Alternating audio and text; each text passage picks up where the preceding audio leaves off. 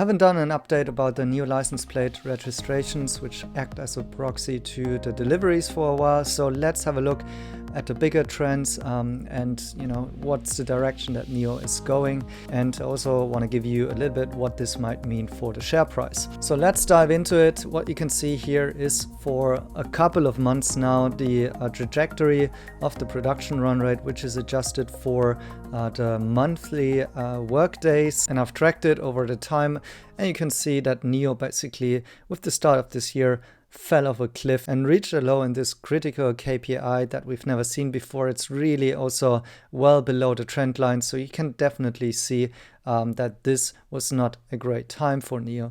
But recently we see this trend change. So now for the June and July numbers, the trend has been upwards again.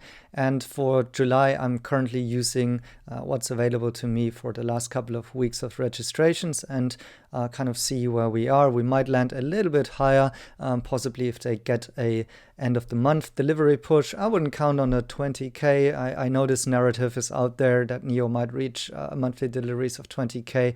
I would be skeptical about that. I wouldn't set my expectations there.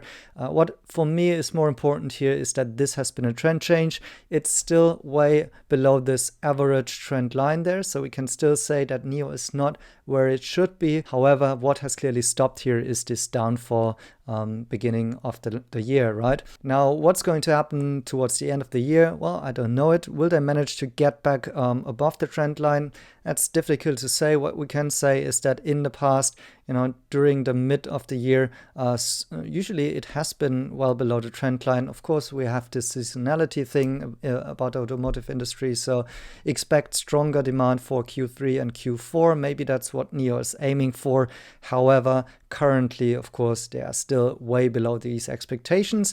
But again, I would like to make the point that this has been a trend change. Now, what does it mean for the stock price? Well, maybe let's look at what NIO has been priced before, around $8.70. That's where famously the Abu Dhabi funds went in and got some NIO shares.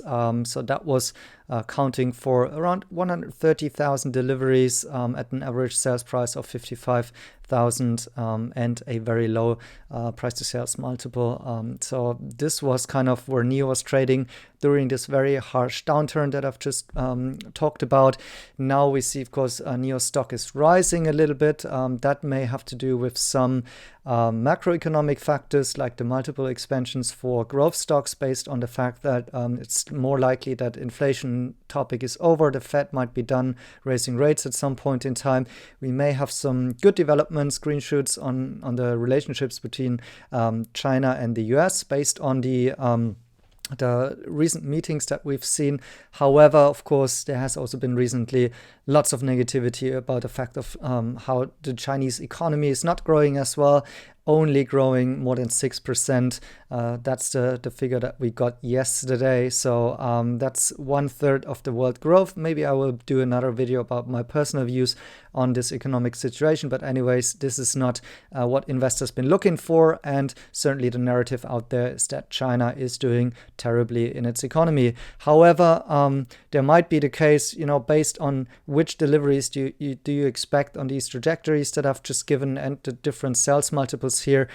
Clearly, we see maybe a readjustment currently towards the investors' expectations to around 160,000 sales maybe annually, and a slight increase of the multiple here. That would give us a target price of maybe up to 14, 15 US dollars. We're currently not there, so the stock is still more conservatively priced. Possibly people are still waiting on the line and see if we get confirmation with the weeklies and the monthlies towards a certain trajectory. I guess most people still don't buy that NIO has recovered the demand side and the production side.